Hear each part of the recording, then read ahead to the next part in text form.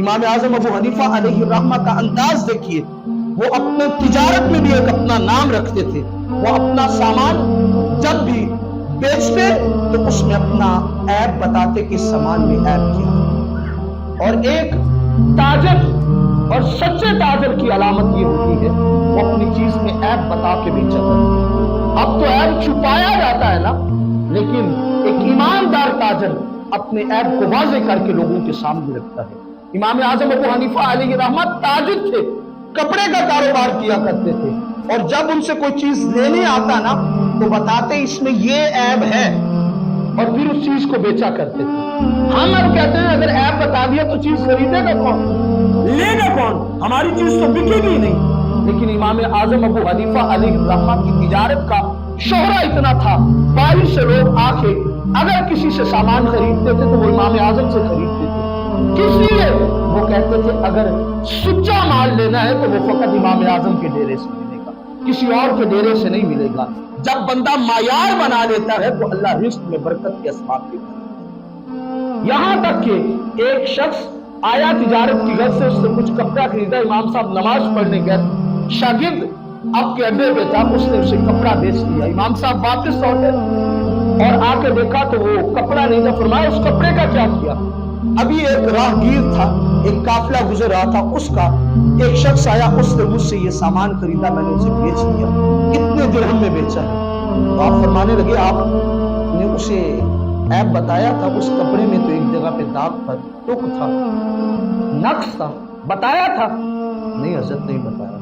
فرمایا افسوس ہے تم پہ کہ تم نے اسے بغیر عیب بتائے ہوئے چیز بیچ دی، اب میں اللہ کی بارگاہ میں کیا جواب دوں گا؟ پوچھنے لگے وہ قافلہ گیا کس راہ پہ ہے؟ بتایا گیا کہ اس راہ سے گزرتا ہوا گیا۔ امام اعظم ابو حنیفہ علیہ الرحمہ نے گھوڑا لیا کسی سے کرائے پہ اور لے کے اس قافلے کے پیچھے چل گئے۔ اتنا چلے یہاں تک کہ آتا ہے کہ مدینہ وہ قافلہ پہنچ گیا تھا کوفہ سے، اس کے پیچھے رہے، وہاں پہ ایک مقام کو اس قافلے کو پایا اور پوچھا بھئی تم میں سے فلاں جگہ سے کوفے سے کسی شخص نے کوئی کپڑا خریدا تھا؟ ان میں سے ایک شخص نے کہا میں نے خریدا تھا۔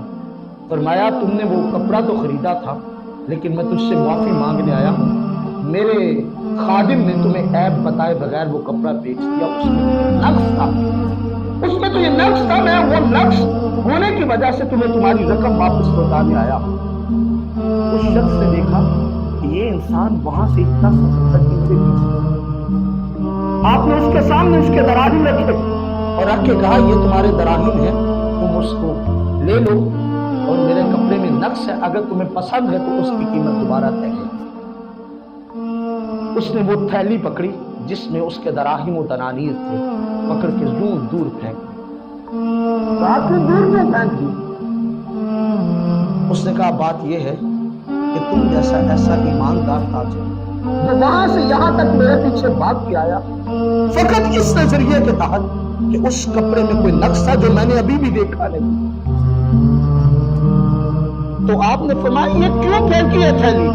وہ کہنے لگا تم تو اس کپڑے کا نقص بتانے آئے ہو، اس تھیلی میں جتنے دراہیم و دنانیر تھے وہ سارے کے سارے جعلی تھے، کوئی بھی اصلی نہیں تھا، کوئی بھی اصلی نہیں تھا۔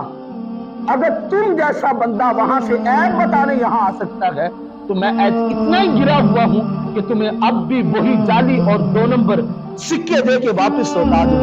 کہا نانا آؤ اب نئے طریقے سے تمہیں میں کچھ دنانیر اور دراہیم دیتا ہوں اور مجھے یہ بتاؤ تمہارا دین دھرم کون سا ہے؟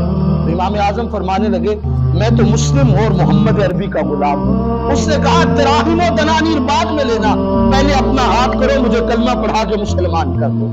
پہلے وہ بندہ تھا یہودی مسلمان ہوا، پھر اس کے بعد اس نے آپ کو دراہیم و دنانیر بھیجے۔